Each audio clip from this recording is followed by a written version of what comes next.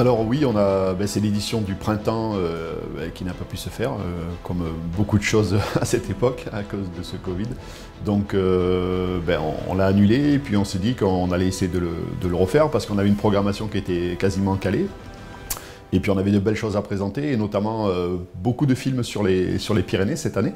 Donc on s'est dit que ça aurait été dommage de ne pas pouvoir le faire. Donc voilà, on met tout en place pour pouvoir le reprogrammer fin septembre, début octobre. Donc ça commencerait le mercredi 30 jusqu'au samedi 3 octobre. Alors oui, il y a eu quelques petits recalages qui ont été faits forcément parce qu'il y a des gens qui sont disponibles au printemps et qui ne sont pas forcément à l'automne. Et puis il y a des choses qui étaient en cours de finalisation qu'on a pu intégrer dans le programme. Donc voilà, c'est pas exactement la même chose, mais en fait c'est pas plus mal parce qu'on a une programmation qui est plus intéressante à mes yeux.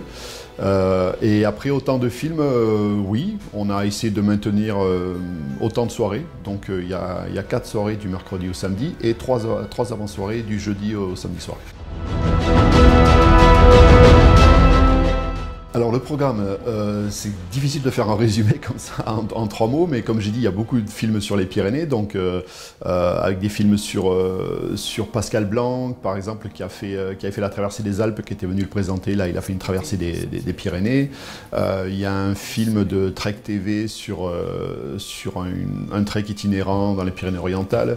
Il y a 2 jeunes alpinistes qui ont fait des belles ascensions sur les pas des frères Ravier. Qu'est-ce que j'oublie? Il y a le film Pyrénéiste de Jean-Michel Jorda qui reprend un peu l'historique des grands noms de l'exploration de ce massif. Donc voilà, mais il y a des beaux films espagnols aussi dans la programmation. On a intégré, chaque année on essaie de faire ça, mais là on a pas mal de films sur de l'escalade principalement, sur du VTT aussi, une découverte cette année, avec Ara Salvaje, où c'est une descente du Rio Ara, qui est un endroit magnifique en Espagne, avec pareil un retour historique sur ce qui s'est passé là-bas, de belles ascensions à Montrebey, enfin voilà, une programmation diversifiée comme chaque année sur tous les sports de montagne et de belles aventures. Il y a aussi des films avec des Ariégeois, donc ça c'est intéressant. Il y a une équipe de parapentistes qui travaille en Ariège, qui vit en Ariège, et qui a eu la belle idée d'initier des Indiens au parapente, à leur sport. Parce qu'ils y vont régulièrement, mais ils y vont pour pratiquer ou pour faire des stages, mais les gens du coin, forcément, c'est pas pour eux. Et donc là, ils ont eu cette envie de partage et ils ont fait un beau film qui est très humain par rapport à ça. C'est pas pratique la toche pour voler, hein. Allez Ben, go, go, go, go, go, go, go, go, go, go.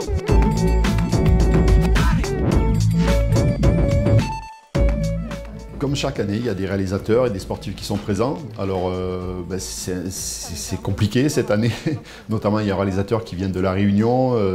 Donc, on est en train de voir. Voilà, c'est pas forcément simple à mettre en place, mais oui, il y aura des gens présents parce que c'est la richesse d'une rencontre, du festival, c'est de voir les films et puis de pouvoir échanger avec les gens qui sont là sur place. Voilà, sans ça, ça n'a pas la même saveur. Et donc, en plus des soirées, on a essayé de faire relativement simple cette année pour pas trop se compliquer, en plus des contraintes imposées. Mais on avait l'idée de faire une belle highline au-dessus d'Ax-les-Thermes. Donc voilà, on espère qu'on va pouvoir le réaliser. Donc c'est des sportifs de très haut niveau qui font des traversées sur des sangles qui font 2,5 cm. Et l'idée c'est de tendre une ligne au-dessus de Ax pour faire quelque chose qui soit très visuel, qu'on voit dans toute la ville. Et une ligne qui fasse entre plus de 500 mètres, donc voilà, qui soit déjà une belle distance. Et au niveau animation, on fera toujours des initiations à la slackline, et puis le parcours acrobranche aussi qu'on va remettre en place. Donc ça c'est plutôt pour les enfants. Il y a toujours les séances scolaires avec des contraintes aussi, mais qu'on va pouvoir maintenir.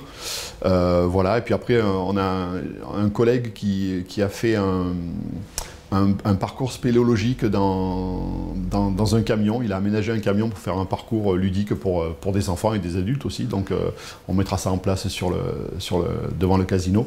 Donc voilà, il y aura les soirées, il y aura toujours quelques animations à côté. Oui, alors forcément avec le Covid, il y aura des contraintes supplémentaires. Donc ça c'est des choses qui sont mises en place avec la préfecture. Donc, et puis la problématique c'est qu'il y a des choses à respecter mais qui évoluent. Donc là, notamment, le masque forcément sera obligatoire dans la salle pour assister aux séances. Mais on n'a plus, a priori, les espaces à respecter entre groupes. Donc la jauge devrait pouvoir être la jauge normale. Après, on a des sens de circulation respectés aussi pour éviter des croisements. Il y a des contraintes aussi par rapport à la restauration et au bar. Donc voilà, il y aura des choses qui seront aménagées, mais ça ne devrait pas être trop gênant finalement.